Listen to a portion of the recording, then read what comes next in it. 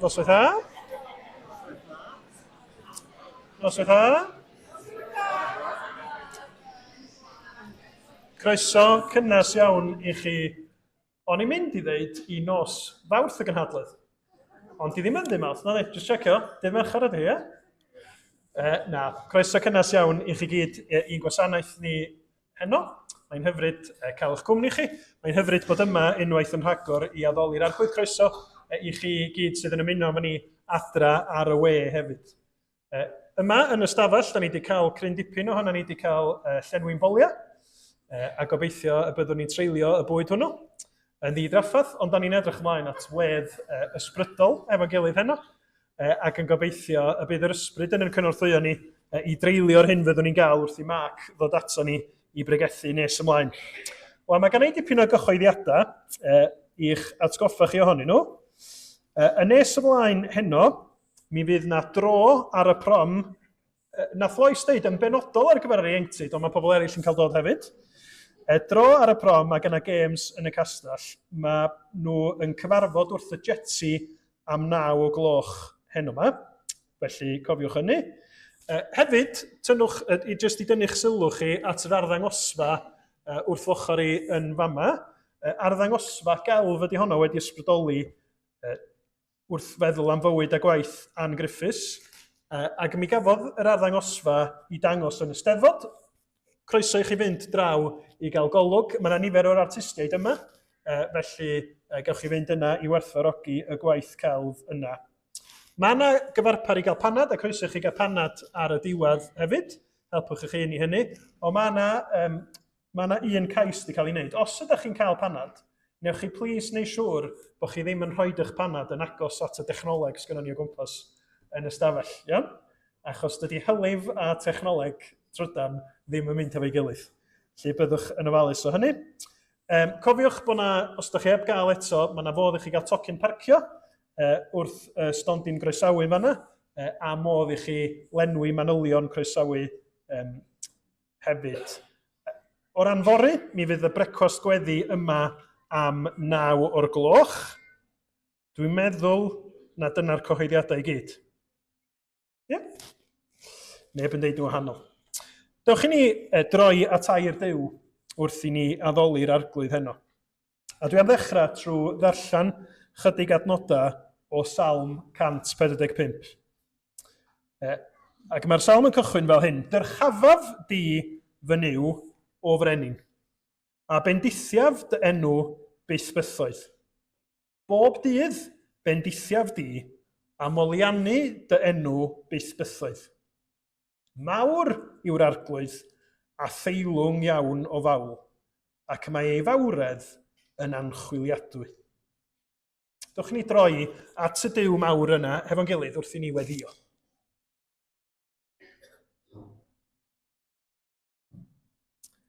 O arglwydd sanctaidd, mi ydyn ni yn dy foli di, yn canmol enw di, y Duw sydd yn dad, mab ac ysbryd glân, ac yn diolch i ti am gyfle i ddod yn heiddiant Iesu Grist, i dygeisio di heno.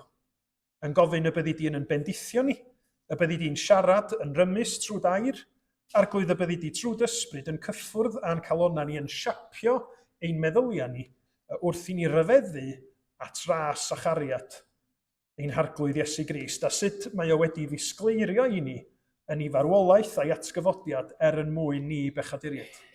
Felly, da ni'n gofyn arglwydd wrth i ni ddod, y byddi di yn cynorthwyo ni i ymateb, i dderbyn yr hyn sydd gen ti ar yn cyfer ni trwy'r oedfa, ac y byddwn ni yn gallu ymateb mewn ffydd, i fuddod, a gwneud hynny yn ymddiried yn o tri, y Duw sydd yn heiddi pob clod a mawl.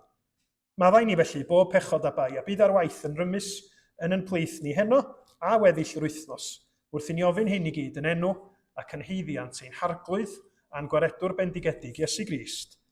Amen. A da ni am gychwyn ein moliant hefo emyn sydd yn sôn am ras. Gras o'r fath beraidd sain i'n clust hyfrydlais yw. Gwna hwn i'r nef ddatseinio byth ar ddeiar oll a gliw. Gwch chi ni foli yr arglwydd hefo'n gilydd.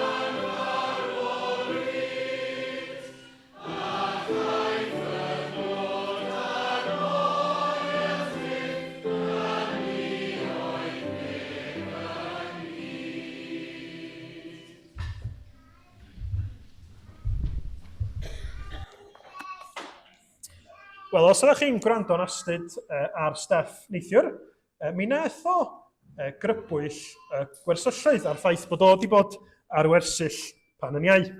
Da ni'n mynd i gael cyfle rwan i wrando ar griw oedd wedi bod yn y gwersyll iau. Hefo bedwyr, fi oedd yn arwain, i gael clywed sut brofiadau gawson nhw. Felly, os daw criw nes i holi nhw, neu man i droi berswadio nhw ymlaen, hefo bedwyr, Daniel, Ania, Anna, a mae bedwyr yn mynd i gael sgwrs bach efo chi ynglyn â yr hwyl gawsoch chi ar y gwersyll yn Pentrynant. Gobeithio hwyl, Dewch chi joinio fi. Iawn, mae gen i cwbl o cwestiynau. Fi wedi trial paratoi nhw. Gewn ni weld. Yn gyntaf, fi eisiau clywed beth oedd un o highlights gwersyll chi? Ania. Y gemau dŵr. Y gemau dŵr. Beth specifically am y gemau dŵr? Y slip and slide. Y slip and slide. Oedd y slip and slide yn wych ar y teg, yn dweud. Oedd rhai plant yn mynd amdani. Bach gormod i mi, ond oedd rhaid. Dan, beth oedd highlight ti?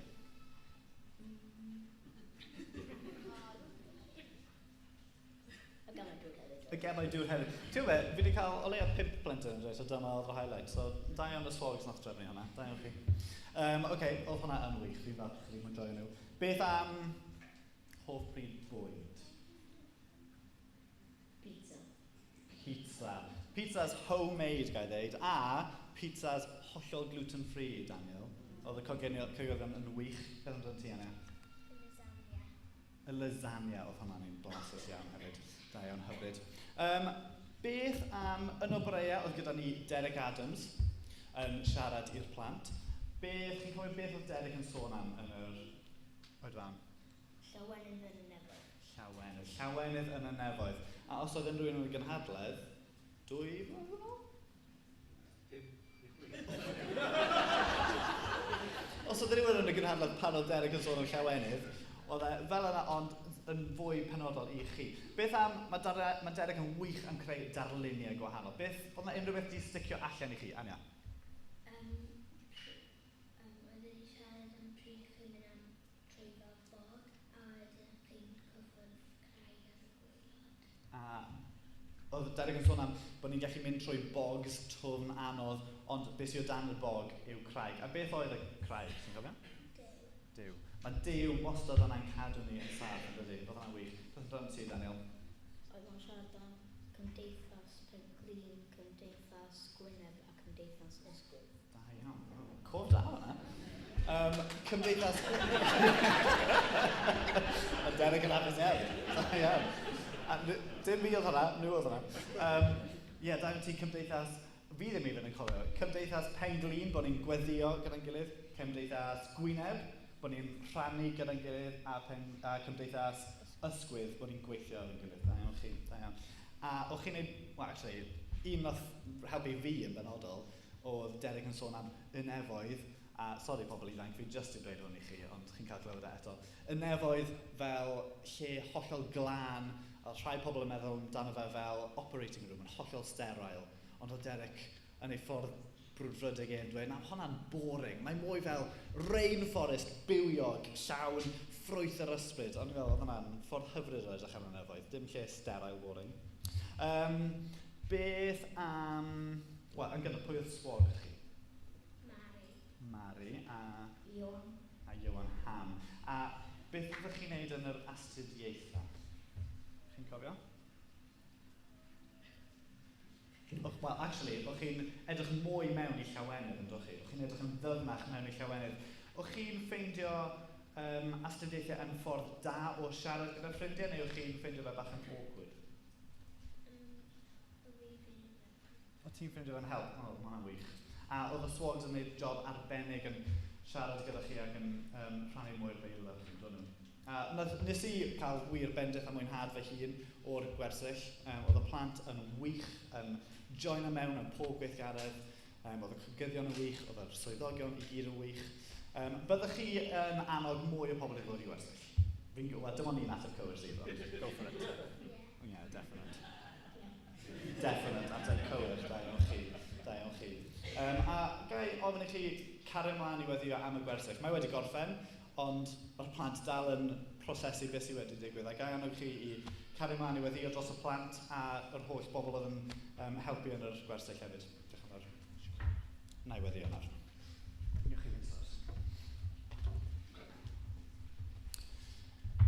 O Dduw, ni'n diolch i ti am y gwersyllioedd yma. Ni'n diolch bod ti yn caniatáu nhw i ddigwydd mor hawdd ac yn rhydd i ni yn yr wlad yma. A ni'n gweddio nawr y bydd yr holl bethau sydd wedi cael eu rhannu yn y gwersyll iau yma yn sticio efo'r plant. A bydden nhw'n cael gweld bach o dy wyneb di a dy gariad di trwy'r gweithgaredd yma. Fi'n gweddio bydd y plant wedi mwynhau, ond yn fwy y bydden nhw'n dod i nabod ti o Dduw. Yn mynd nôl i eglwysu neu teuluoedd ei hun ac yn cael dyfnhau eu perthynas gyda ti trwy waith y gwersyll. Amen.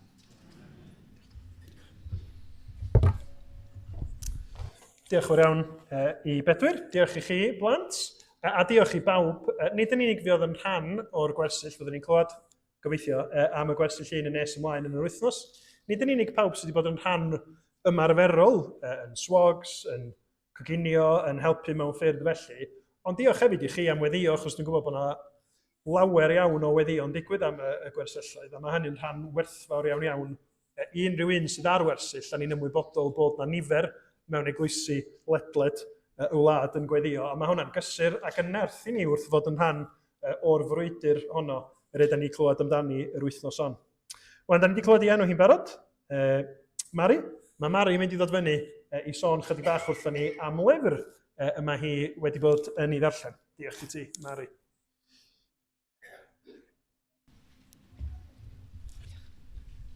Helo pawb. Dwi eisiau argymell y llyfr yma Enjoying Jesus i chi. Mae'n llyfr gan Tim Chester, a mae hefyd llyfr o'r enw Enjoying God, sydd mae rai pobl yn argymell i ddarllen cyn hwn. Ond mae Ioan 17:3 yn dweud, a hwn yw bywyd tragwyddol, dy adnabod di yr unig wir Dduw, a'r hwn a anfonais ti Iesu Grist.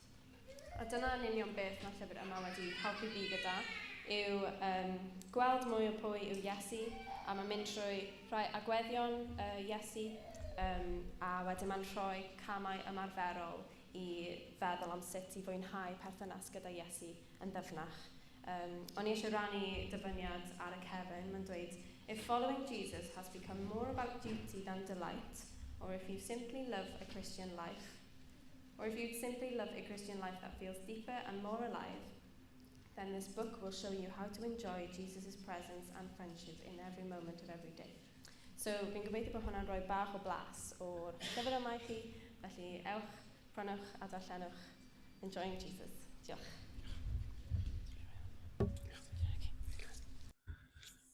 Diolch yn iawn. Dyna chi. Dych chi wedi clywed y plug. Mae'r copïau ar gael i chi ar y siop yma yna. Dewch i ni barhau i foli Duw wrth i ni ganu yr emyn nesaf. Gobaith dyn yw Crist a'i groes. Pa obaith sydd i ni trwy'n hoes? A mae yna gyfnodau'n gallu bod lle da ni yn gofyn y cwestiwn yna. Mewn anobaith, mewn ansicrwydd. Dim ond Crist, Crist a'i groes. Beth yw ein unig hyder mawr eiddo ef i'w'n henaid nawr? Wrth gwrs yn emyn yn seiliedig ar gwestiwn enwog o Catechism Heidelberg, yn dod â ni nôl at pa mor ganolog ydy yr arglwydd Iesu Grist a be mae wedi wneud. Dewch i ni ganu hefo'n gilydd.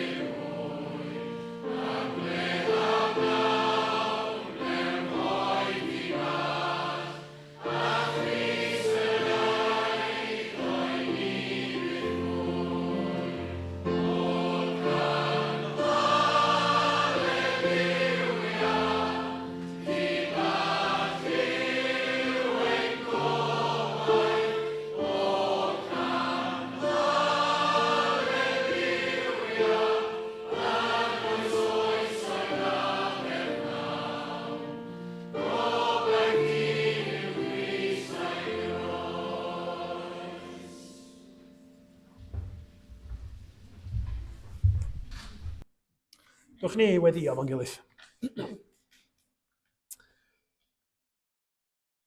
Dad Nefol, da ni yn rhyfeddu at y gobaith sy'n yna i ni yn Iesu Grist. Ac yn diolch i ti, mae dyma dy gynllun di o dragwyddoldeb. I'n hachub ni sy'n heiddi dim, ni sydd wedi crwydro ymhell, ond da ni'n rhyfeddu trwy'r Efengil, trwy waith ein harglwydd Iesu Grist, bod yna ffordd newydd wedi hagor i ni, trwy waed yr oen. Ffordd i ni ddod i dy bresenoldeb di a fel y clywson ni'n neithiwr, ffordd i ni gyfarfod â ti.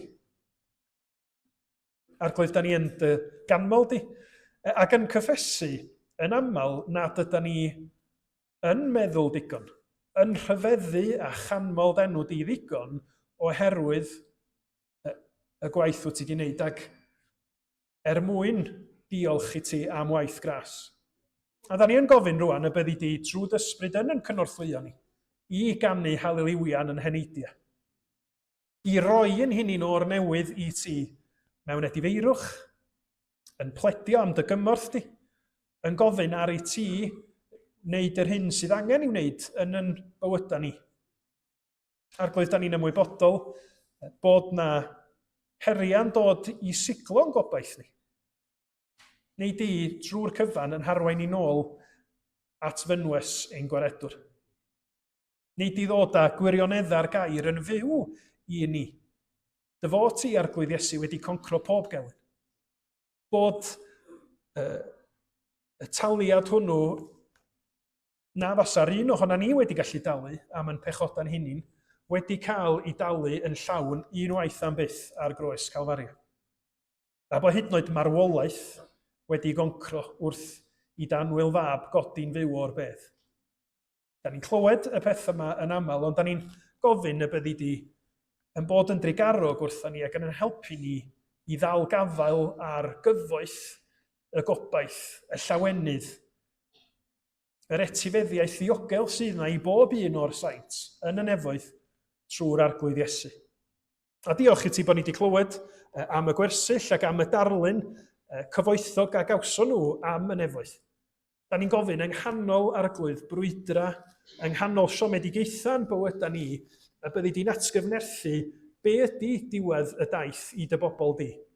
Oherwydd bod ein cadfridog ni, y capten, wedi mynd o'n blaena ni i baratoi lle i ni. Arglwydd, da ni'n gofyn felly y byddi di'n eneinio mae'r cwrdd iddo fo ddod ymlaen i agor dair di i ni.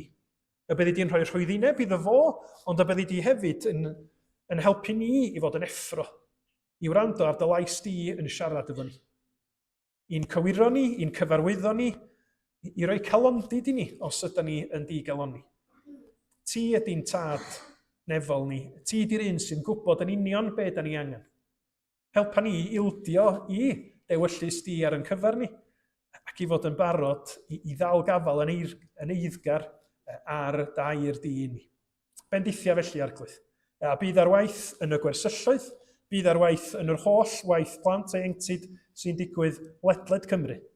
Da ni'n deheu Arglwydd am gael clywed am genhedlaeth newydd yn troi ata ti ac yn profi llawenydd, y llawenydd sydd ond i'w gael o thadnabod di Arglwydd Iesu fel Arglwydd a gwaredwr. Trigar hawr wrthon ni felly, a bendithia gweddill yn amser ni hefo'n gilydd.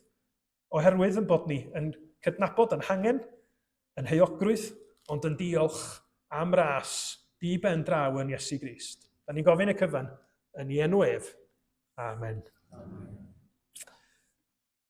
Da ni rwan yn mynd i wrando ar yn darlleniad ni. Heno yma, a mae Lowri am ddod ymlaen i ddarllen. Ni'n gwybod bod rhywbeth yn bod fyna, sori. Matthew 19, 13 i 30. Yna, deithpwyd a phlant ato, iddo roi ei ddwylo arnynt a gweddio. Cyrryddodd y disgyblion hwy. Ond dywedodd Iesu, gadewch i'r plant ddod ata fi, a pheidiwch a'i rhwystro, oherwydd i rai fel hwy y mae'r teyrnas nefoedd yn perthyn.